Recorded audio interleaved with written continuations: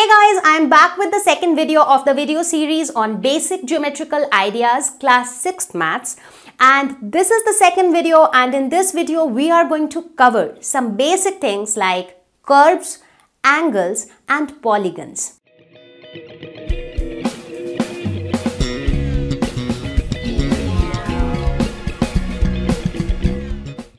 Now you might be wondering that not all the objects that we see around us are straight lines, because till now we have been discussing only about lines, line segments, rays, and all of them are like straight lines. So we also see a lot of curved objects around us. So now in this section we are going to talk about curves.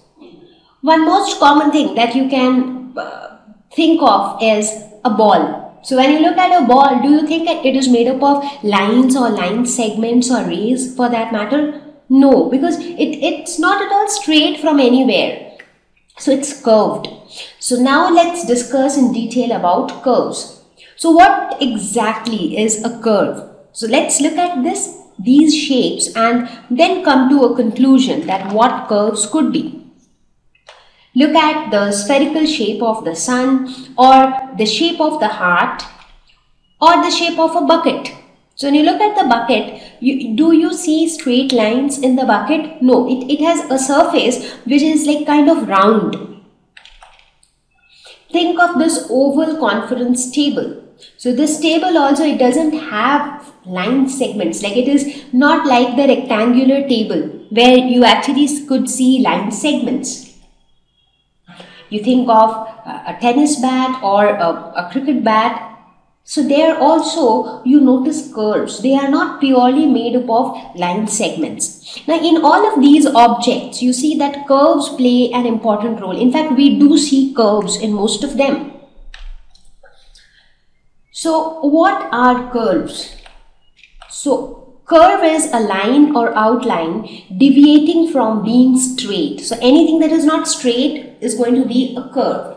Now a curve can be a line, like as I had mentioned before also, that a line can be a straight line, it can also be a curved line, or curve can just be an outline. Let's think of this line. Do you think it is a curve? Now anything which is not straight is a line. Now this line is actually a straight line. Now the moment you curve it, something like this becomes a curved line. So here you can say that this is a curve. Because for any line or outline to become a curve, the only requirement is that it should not be straight. So anything that is deviating from being straight is a curve. Think of these examples now. Think of the cup of coffee, the cup. When you look at the surface of the cup, do you think it is straight? It is not straight. It is again curved. When you look at the surface of the ball, there also it is not straight. It is curved. So these are all examples of curves. Now curves can also be of two categories. They can fall in these two categories. It can either be a closed curve or an open curve. Now you might be wondering what can be a closed curve and an open curve. So let us try to understand closed and open curves. So let's first discuss a closed curve. A closed curve is one which has no endpoints, enclosing an area within. That means you really do not have a start point or an end point. So there is no concept of any end point.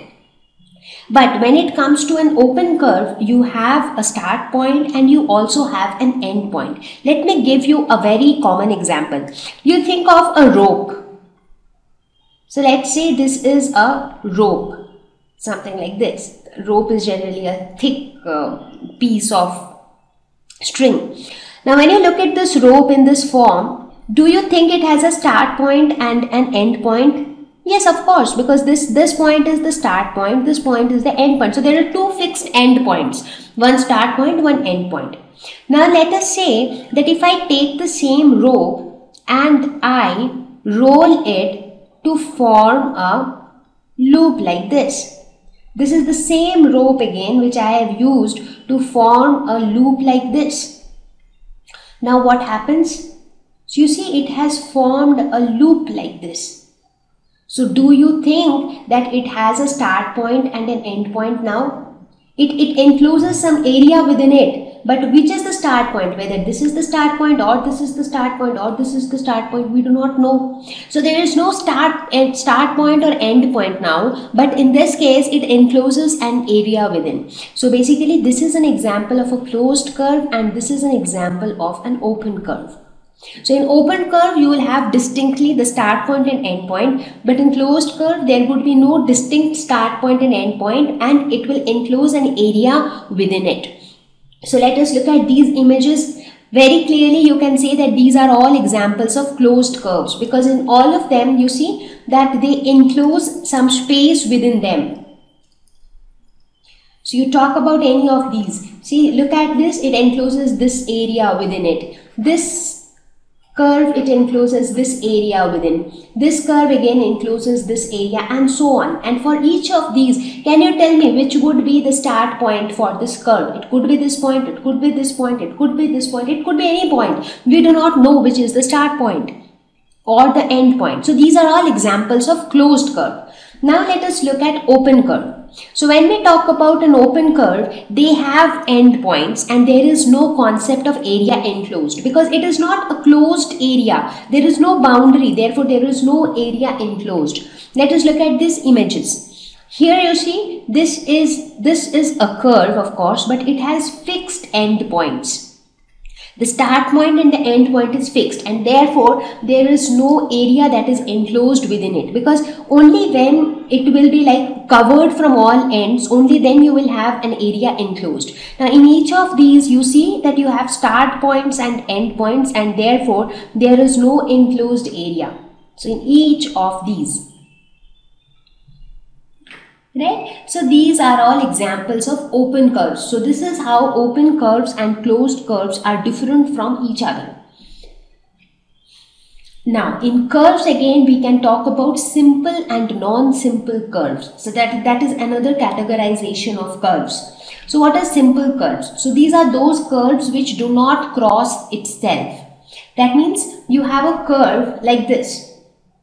Now simple curves can be open curves, simple curves can also be closed curves. So both closed or open curves can be simple curves. The only criteria is that the curve should not cross itself. So here you see the curve, it doesn't cross itself, it doesn't intersect itself. But when you talk about non-simple curve, you would see that the curve would cross itself. That means the curve will intersect itself. You see, this is a curve, and at this point the curve crosses itself. Here also at these points the curve crosses itself. Here the curve crosses itself. So you look at these curves, there are certain points where the curve is passing over itself. So therefore it is a non-simple curve. Now these two categorizations are totally independent. That means a curve which is a simple curve can be a closed curve or an open curve. Similarly, a curve which is a non-simple curve can again be a closed curve or an open curve. So now we will talk about the positioning of a point in any figure. Now we often say that, okay, when we deal with so many different types of shapes, it becomes important to understand the position of any point on that shape, whether that point is located inside the shape, outside the shape, or on the boundary. Now think of this scenario. Let's say there is this hut, and this is the house of this little boy. So it is his house. Now there are three possibilities that can happen. This boy can either be outside his house, that is one possibility, that the boy could be outside his house. The second possibility is the boy is standing at the door. That means neither he is inside nor he is outside. So that is the second possibility. And the third possibility is the boy is inside the house. So these are the total three possibilities which are possible for this boy with regards to this house. In a similar way, when you talk about any curve, Especially when I say curve, I am talking about a closed curve.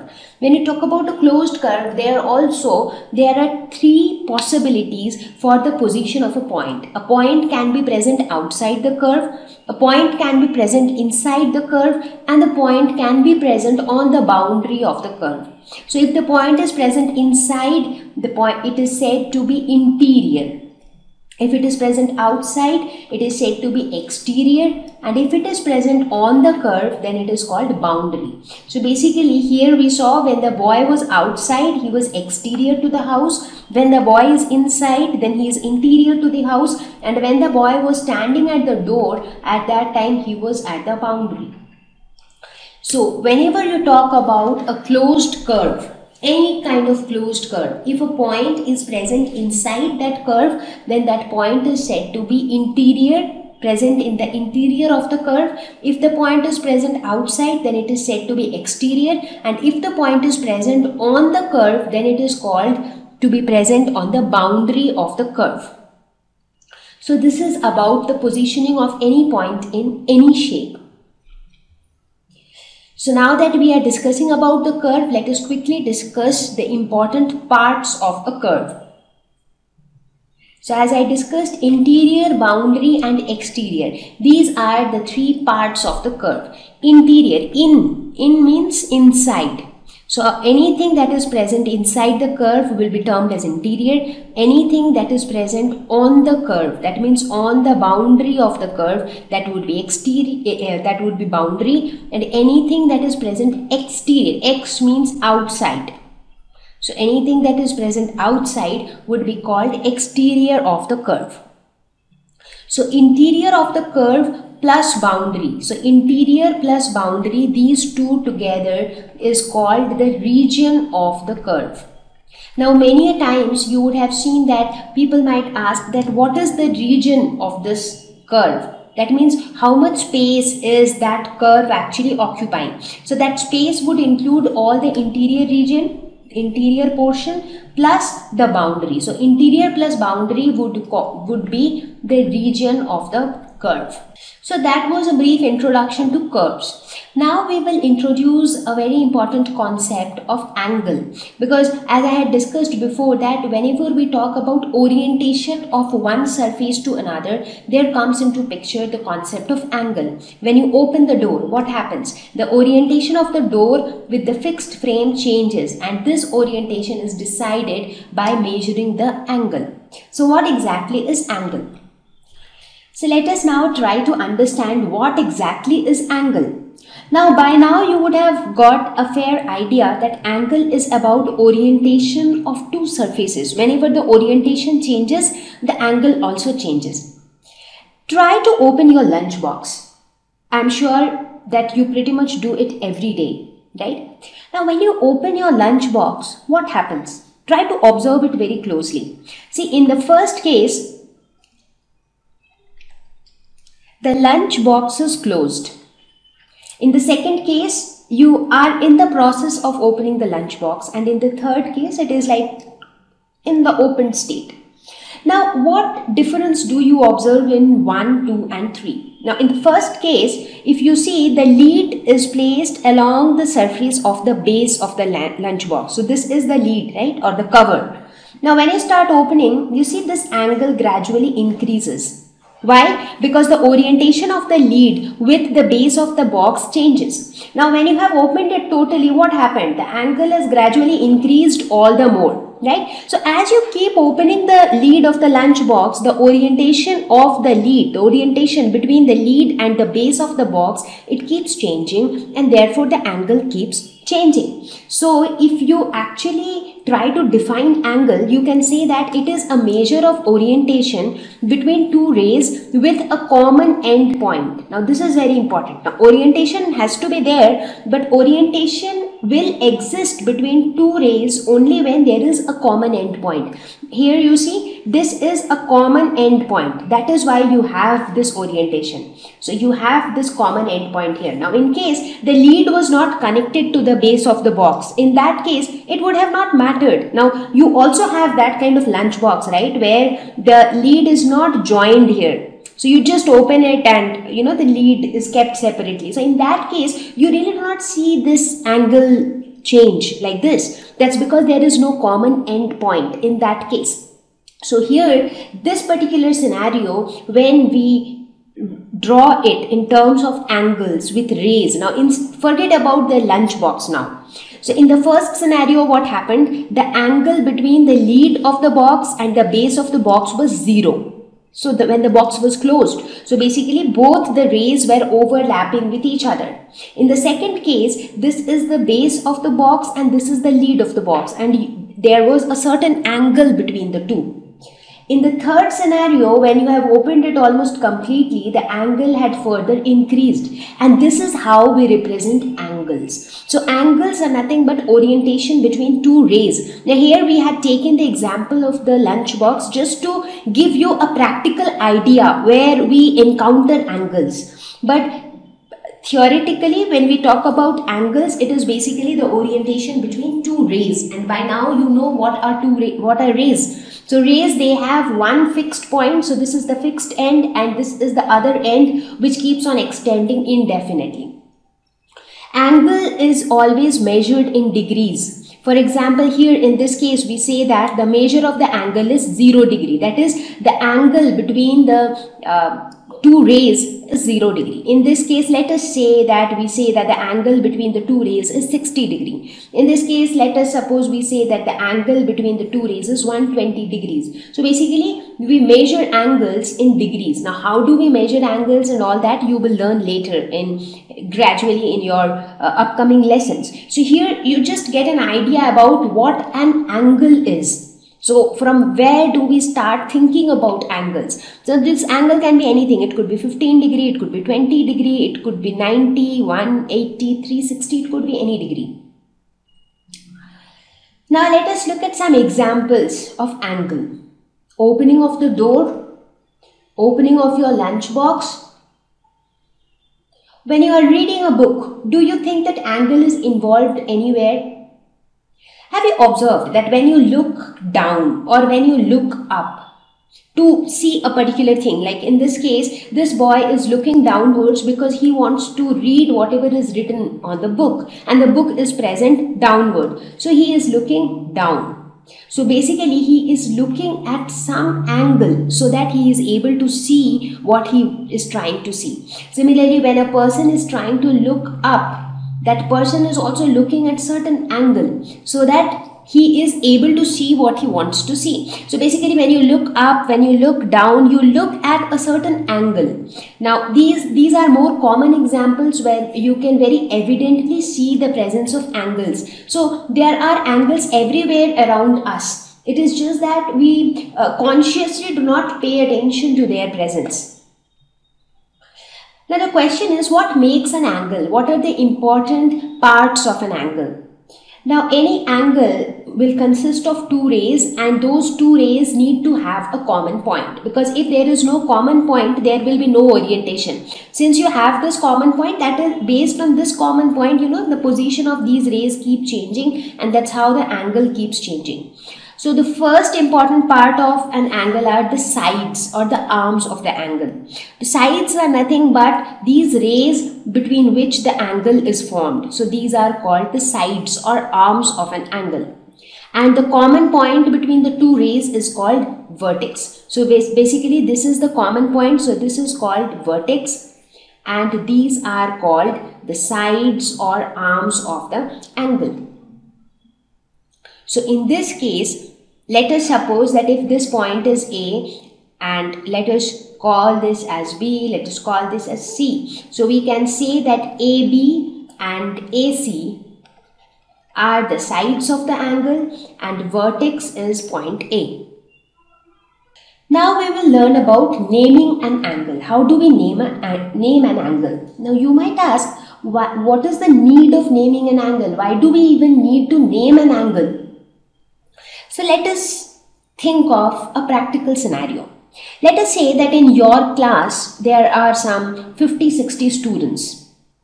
And how does your teacher recognize or distinguish each student Because when you look at all the students in your class, if there are some 50-60 students, it is you might remember them by face, that is fine. But let's say when the students are not present and the teacher is trying to refer to someone, so how will the teacher refer to that particular student? Let's say that the teacher is referring about a student to the principal. Maybe the teacher is appreciating a particular student to the principal. So how will the teacher tell that which student is she talking about? Will she tell something like this, that tall, fair and thin student I am talking about? Because there might be many students who are tall, there might be many students who are thin. So that's not an appropriate way of distinguishing a particular student out of 50 or 60 students. So what is a better way? So a better way is every student has a name, and that is how they are being recognized. Now let's say if the teacher is talking about somebody whose name is Ram. So the teacher would say that I'm talking about Ram, who is doing really well in his studies and his behavior is very good in the class. And it becomes so convenient to distinguish a particular student, right? So what do we see from here? We see that naming students is very useful. That's because when you name students, it becomes easy to distinguish them, it becomes easy to identify them, it becomes easy to refer them. In a similar way, when we deal with angles, now in geometry we will deal with many varieties of shapes. Now there would be shapes like the shape of a kite, there would also be shapes like the shape of a star. Now do you think that in this shape of the star, how many angles are involved, do you think? So just give it a thought. Let us quickly look at the angles that are being formed in this star. This is one angle, this is another angle, this is yet another angle, this is an angle, this is also an angle. So you see there are so many angles which we can very evidently see that is formed within this star. So almost 10 angles. Now let's say that if I am telling something about this particular angle, now how do I identify this angle? I need to have a name for this angle, right? So when we come across more complex geometrical shapes, we come across more angles inside them. So it becomes very important to identify those angles, to distinguish those angles from other angles, and that is why it is very, very important to name an angle, because there are multiple angles involved in a geometrical figure. So you take any geometrical figure, whether it is a star, it is a triangle, it is a pentagon, it is a kite. So everywhere you have multiple angles. So how do we name an angle? Now while naming an angle, the process is very simple. It is just that you need to remember one thing, that the vertex is always written as the middle letter. Now by now you know what is a vertex, right? Let's look at this triangle. That is a closed structure made up of 3 sides, right? So ABC is a triangle here.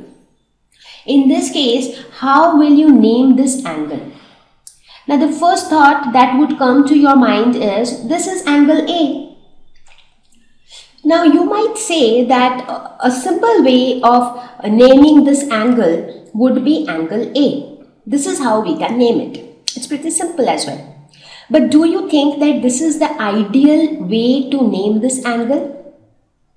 Okay, now let me ask you a few more questions. Let us assume that this is the right way to name this angle. Now if I ask you, what will you call this angle? Because this is also an angle, right? So what would you call this angle? Now again, this is also angle A, but it is the exterior angle because it is located outside the triangle.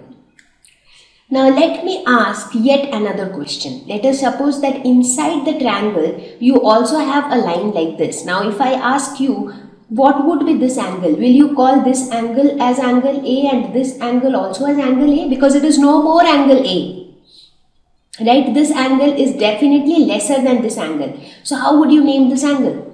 So again, you are in a situation which is like, contradicting what you had told before. So what do you think should be a better way of naming the angle? Therefore, we always name an angle with all the three letters. Now, instead of A, so this is not the right way. The right way would be angle BAC. This is the right way. Or this could also be angle CAB.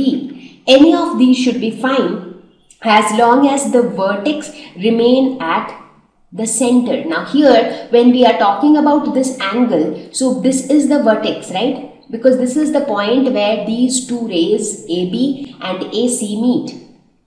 So the vertex, that is point A, should always remain at the center. And then you can either call it as angle BAC or you can call it as angle CAB. So both are equally perfect. But writing angle A is not a very good way of naming an angle. Therefore, an angle should always be named in such a way that the vertex is always written as the middle letter. Now let us look at another example. So here we see a pentagon, that is a figure with 5 sides, 1, 2, 3, 4, 5, and therefore you also have 5 angles here. Now let's say if I ask you to name this angle, how would you name this angle? Will you call it angle E? No, that is not the right way. So you can either call it as angle AED or you can call it as angle DEA, right? Because for angle, this is the vertex. So that means this angle is formed by these two rays. So you can either call it as AED or you can call it a DEA. Let's do few more exercise. How would you name this angle? Now for this angle, this is the vertex. So this angle is formed by this ray CD and this ray CB. So you can call it as angle BCD or you can also call it as angle DCB. But make sure that C, which is the vertex, is always written as the middle letter. So this is how we name an angle. Now we talk about interior and exterior of an angle. Now when it comes to angle, like in the previous slides we talked about curves, that sometimes if a point lies inside a curve we called it interior, if a point lies outside a curve we call it exterior. Now what about angle? How would we know which part is interior of the angle and which part is exterior? Because in case of angle, it is not a completely closed curve, right? It is open from here. So it is something like a house without a door. Now a door decides, if you are outside the door, you are outside the house. If you come inside the door, you are interior of the house. So that door, if the door is missing in a house, that means the doors of the house are always open. So anybody can come in, anybody can go out. So what would decide that which part is interior and which part is exterior? So that is the confusion with angle as well. So let us see how we decide the interior and exterior of angle. So for that, what we would do is, let's take this angle for an example and let us name.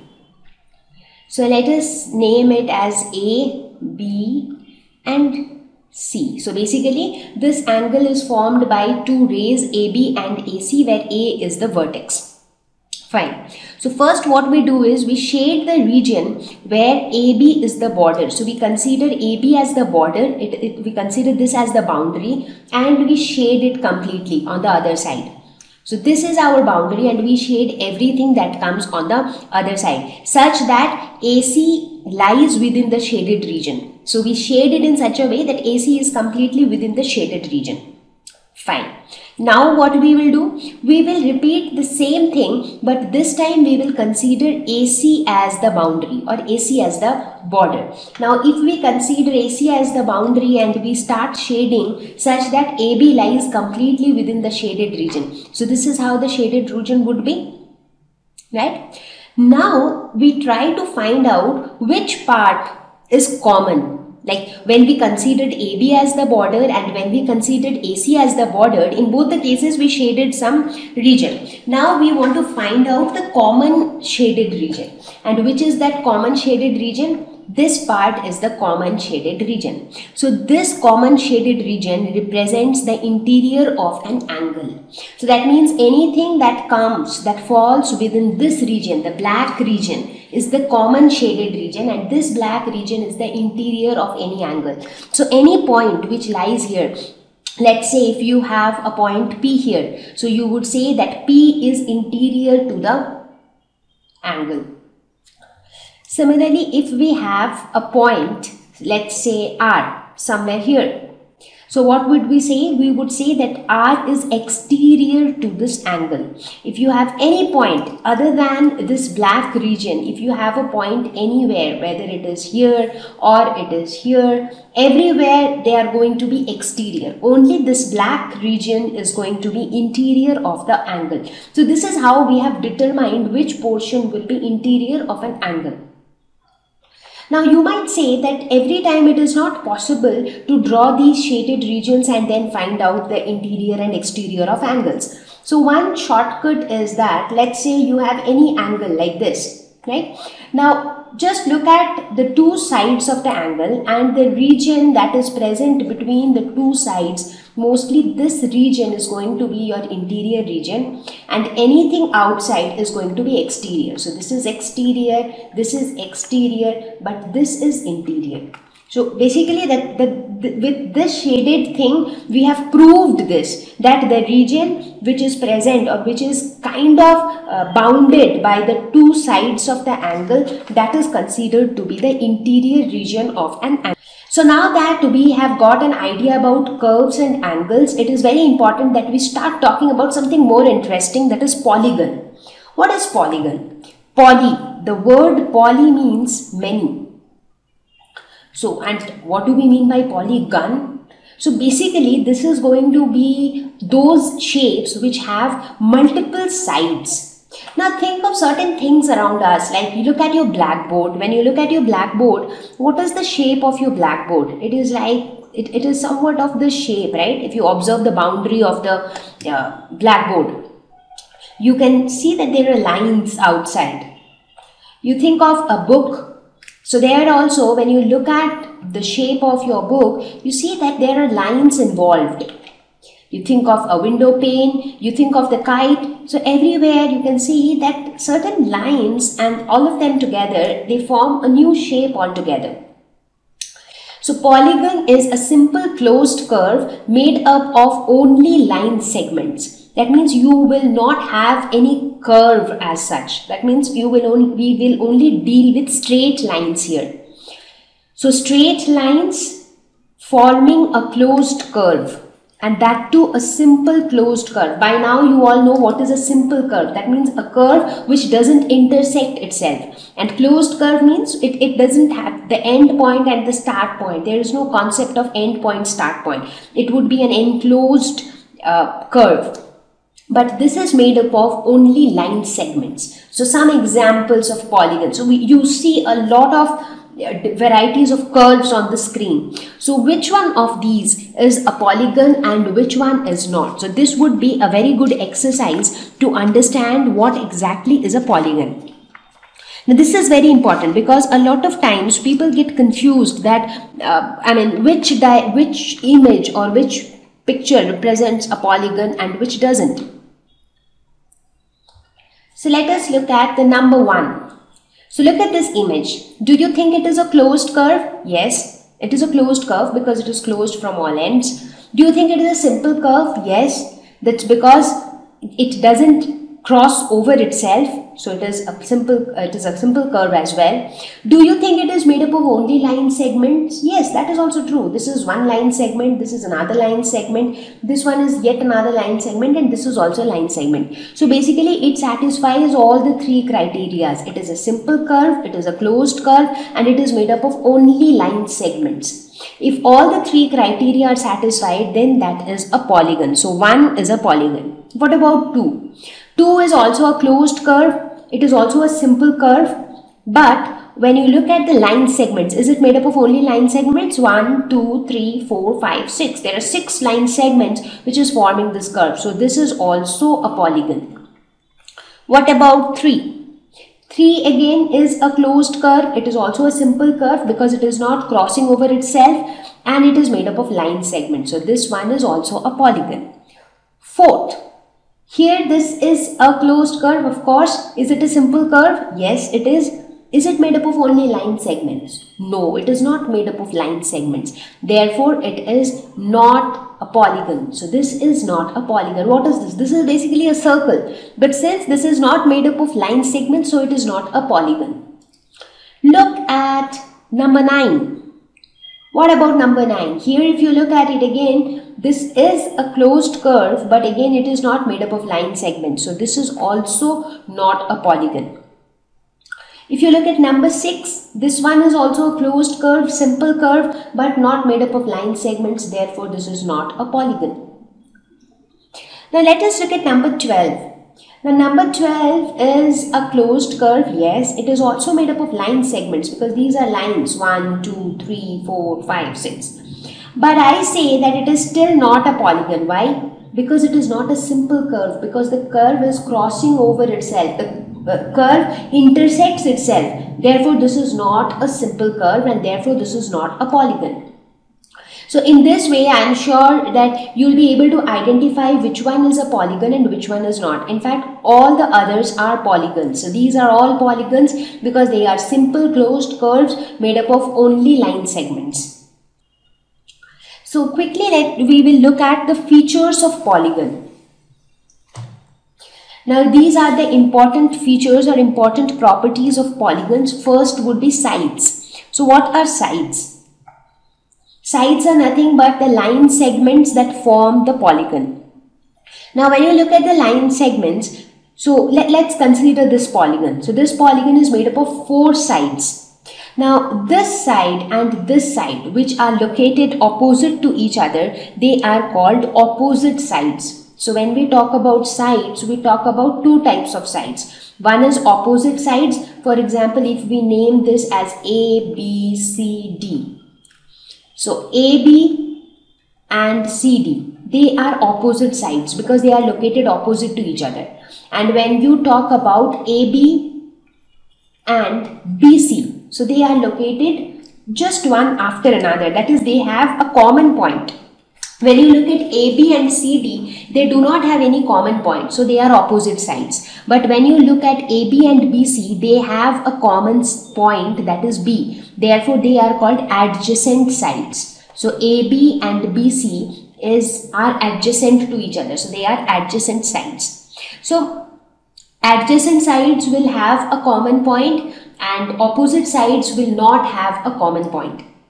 The next features are vertices. Now vertices is the plural of vertex. So vertices refer to the points where the sides meet. So basically A, B, C, D, these are the points where the sides meet. A is the point where AB and AD meets. B is the point where AB and BC meets. C is the point where BC and DC meets, and D is the point where AD and CD meets. So basically A, B, C, D, these are the vertices. Now in case of vertices also we have something like adjacent vertices and opposite vertices. So which ones will be adjacent vertices? The vertices which have a common side. That means which are located one after another, like C and D are adjacent vertices. Similarly, A and D are adjacent vertices. A and B are adjacent vertices. Again, B and C are adjacent vertices. Correct? So B and C are adjacent vertices, B and A are adjacent vertices. But do you think B and D are adjacent vertices? No. So what are they? They are opposite vertices. Like B, D, they are opposite vertices. C, A, they are opposite vertices. The third feature would be angles. Now, how many angles are involved here when you look at this particular polygon? So you have one angle here, one angle here, one angle here, and one angle here. So there are 4 interior angles which are involved here. Right?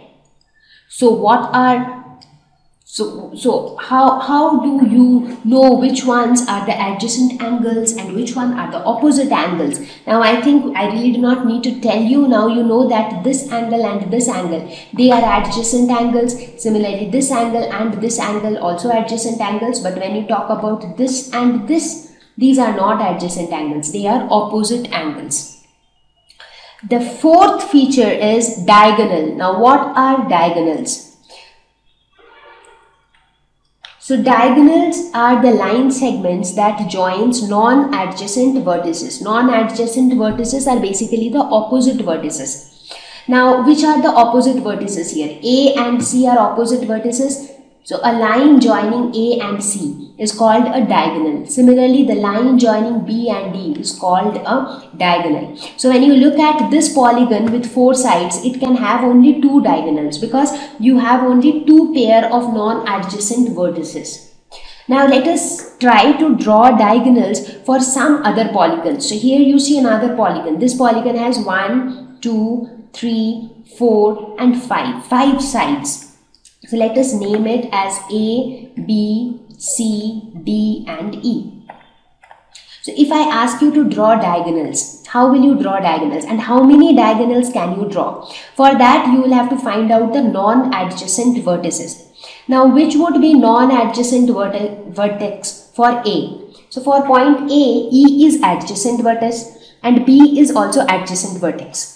But other than that, if you talk about D, so D is non-adjacent to A. Similarly, C is also non-adjacent to A. So basically, AD is an example of non-adjacent vertices. AC is also an example of non-adjacent vertices. Now let us talk about point B. So for B, A is adjacent, C is also adjacent, but E and D are non-adjacent. So BE is an example of non-adjacent vertex. Similarly, BD is an example of non-adjacent vertex.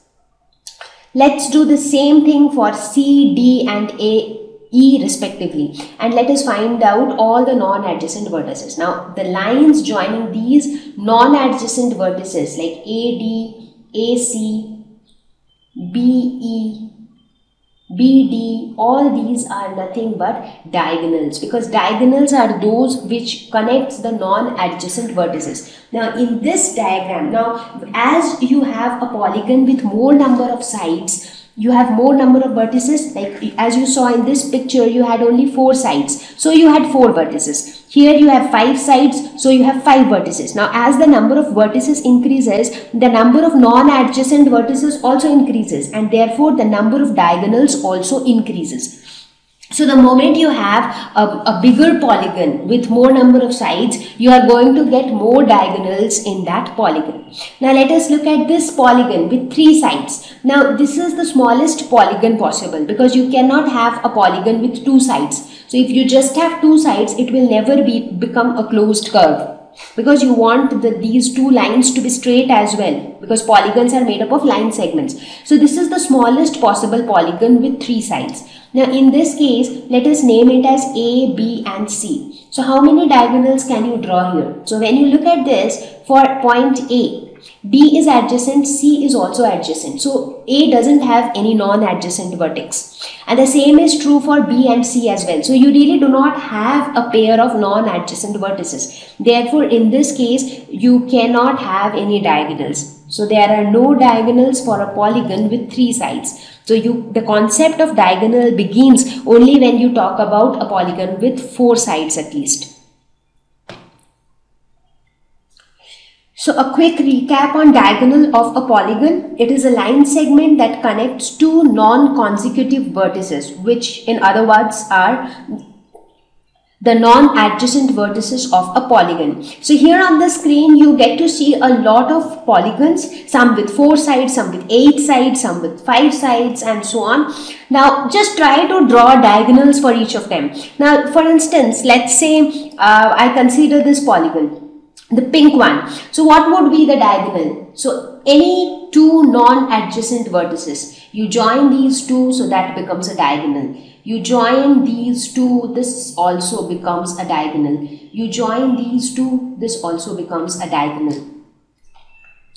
Now similarly, you pick up any polygon from this screen, you pick up this one and join any 2 non-adjacent vertices and that becomes a diagonal. You join any 2 non-adjacent vertices, that would become a diagonal for that polygon. Now try this out yourself. So you see a variety of polygons on the screen. Draw these polygons on your notebook and then try to draw their diagonals, and you see how the number of diagonals changes with the number of sides of the polygon. As the number of sides increases, the number of diagonals also increase. So now we will talk about another categorization of polygons, that is regular and irregular polygons. Regular means something which is very normal, very smooth, very even. So that is something regular. So let's see what are they. Regular polygon where all sides and all angles are equal. That's interesting. That's why it's regular, where everything is symmetry, everything is same. So all the sides, all the angles are going to be equal. So whether the polygon has 3 sides or 4 or 5 or 6 or whatever be the number of sides, but all the sides need to be equal and also all the angles should be equal. For example, here this side and this side, they are all equal in length. So let's call this as ABC. So in this case, AB is equal to BC is equal to AC.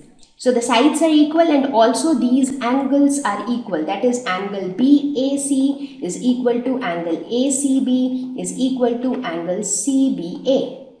So these are the two criteria which should be satisfied for a polygon to become a regular polygon.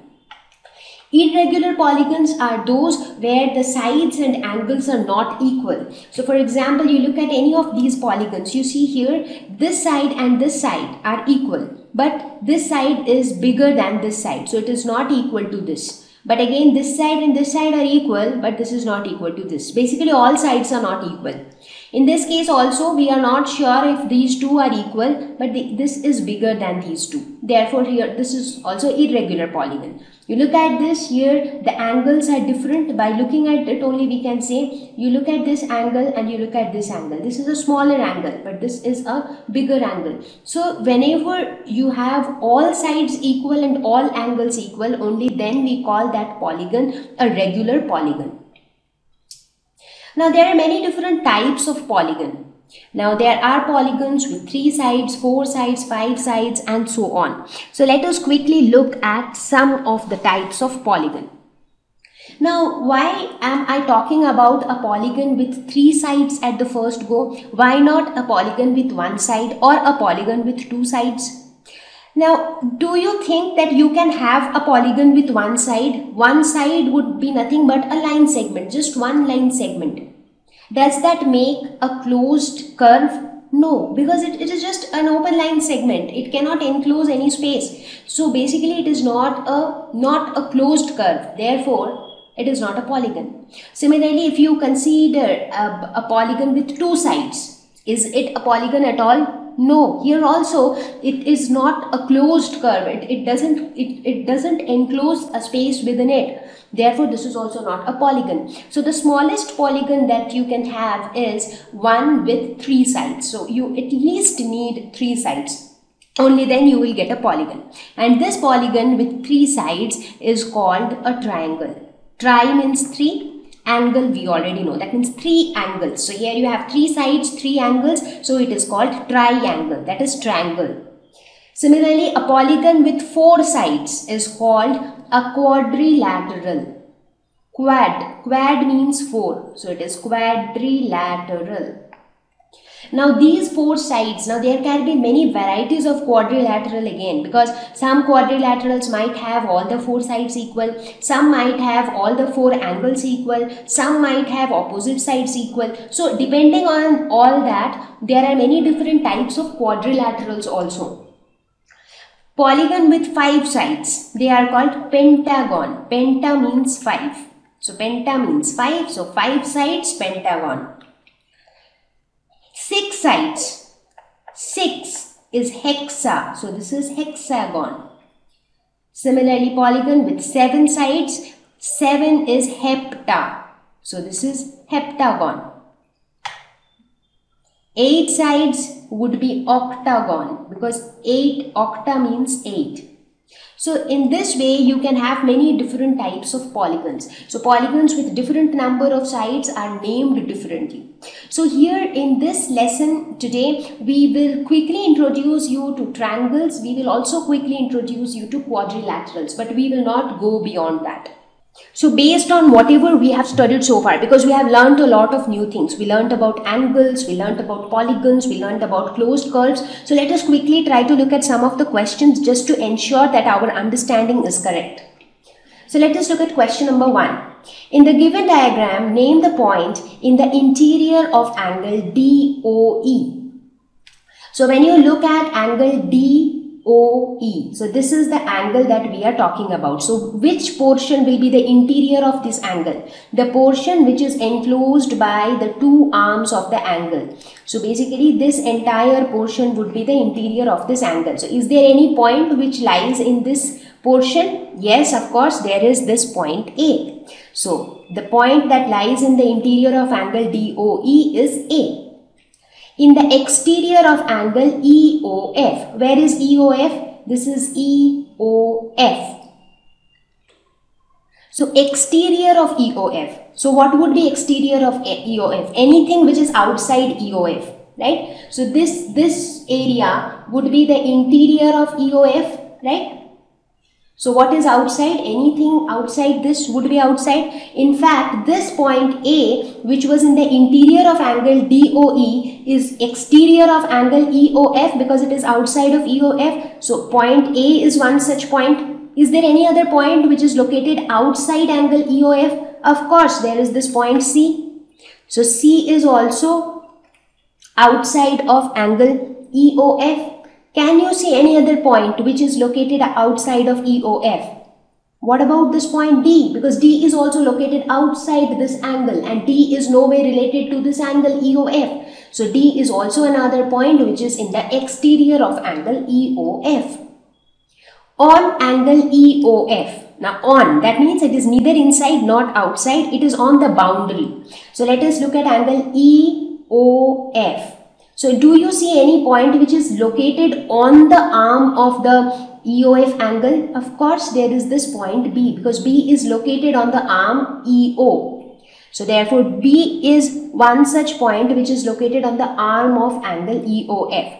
Other than B, do you have any other point which is located on angle EOF? Of course, EOF. These are the points which are themselves located on the angle, right? Because they are, O is the vertex. EF, they are located on the rays which form the angle. Therefore, EOF, B, these are all located on angle EOF. Question number 2. Name the angles in the given figure. So here, how many angles do you see? So let's discuss a few more things. Do you think this is a polygon? Yes, because it is made up of 4 line segments, AD, DC, CB and BA. So how many angles are involved? 1, 2, 3 and 4. So can we name these angles? Let's start with this angle. So every time we name an angle, we always put the vertex in between. So this angle, the vertex is A. So A will be in between and this would be BAD. The next angle, angle D. So D is the vertex, so D will be in between and this would be ADC. For this angle, C should be in between and the angle should be DCB. And for this angle, D should be in between and the name should be CBA. So these are the angles in this figure. Question number 3. Draw rough diagrams of 2 angles such that they have one point in common. So let us try to draw such 2 angles. So let us say, so we will just draw rough diagrams here. So let us say we draw angles in this way. Let's say this is one angle, this is another angle. So which is the common point? This is the common point. So let us call this point as B, this as A, this is C, this is E and this is D. So angle ABC and angle EBD, they have one point in common and that common point is B. So this was first. Second is 2 points in common. So let us try to draw a slightly different diagram. So let's say this is point A, this is point B, this is point D, this is point C. So when you look at this angle, angle ABC, and if you look at angle CBA, what do you see? You have 2 points in common. And what are those 2 common points? B and C. Similarly, 3 points in common. So how can you have 2 angles with 3 points in common? So in fact, we can do it in the very same figure also. So in this figure itself, let's say if you have another point here called point E. If you keep on adding more number of points here, so you can actually get more common points, which would be common between these two angles, because these points would lie on both the angles, right? Number D, one ray in common. So there also I think we can make use of the same figure, but anyways we'll draw another figure. So let's say you draw a figure like this. Let's call this B, this is A, this is D, and this is C. So when you look at these two angles, angle CAD and angle BAD, so AD is a common ray. So AD is the common ray. So in this way we can draw these rough diagrams with common points and common rays between two angles.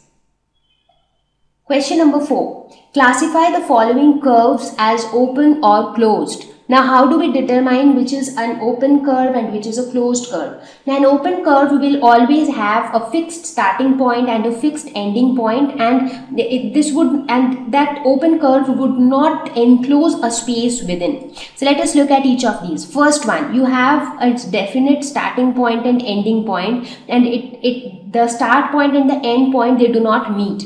Therefore, this is an open curve. Look at this one. Can you tell me which is the starting point? We do not know, because you see it is closed from everywhere and it encloses a space within it. So this space is actually enclosed by this curve. So that tells us that this is a closed curve. Look at this. Here you have a distinct start point and a distinct end point. So here again you do not have an enclosed area as such. You cannot call this as enclosed area, because from here it is open. So you do not know till where it is enclosed. So basically this is also an open curve. This one is definitely a closed curve, because it is closed from all ends and we do not know from where it started and where it ended. This one is also a closed curve. In fact, these two, they are actually polygons, because they are closed curve made up of line segments. Question number 5. Draw any polygon and shade its interior. Now that's quite simple.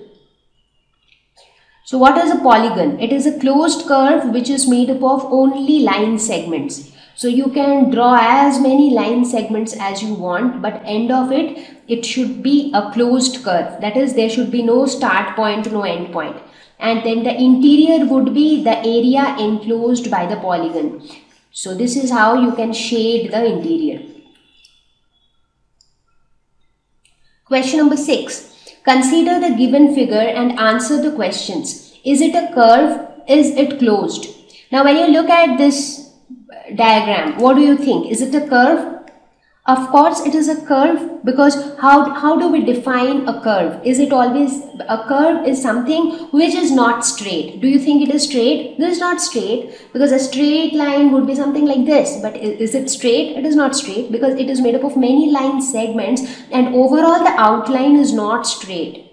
So therefore this is a curve. Of course it is a curve. And is it closed? Of course it is closed, because we cannot see the start point and end point. Instead we can see that it encloses an area within it. So this is the enclosed area inside. So definitely this is a closed curve. Question number 7. Illustrate, if possible, each one of the following with a rough diagram. A closed curve that is not a polygon. Now can you have a closed curve which is not a polygon? Yes, of course you can have one, because in order to become a polygon, the closed curve should be made up of only line segments. But if we have a closed curve like this is also a closed curve, but this is not a polygon. Second one, an open curve made up entirely of line segments. Yes, that is also possible. So you keep drawing a curve with as many line segments as you want, and then you leave it like this. So in this case you have a start point, you have an end point, and you see that it is open, it is not closed, it doesn't encloses a region within it. So therefore this is open curve, but it is made up of line segments.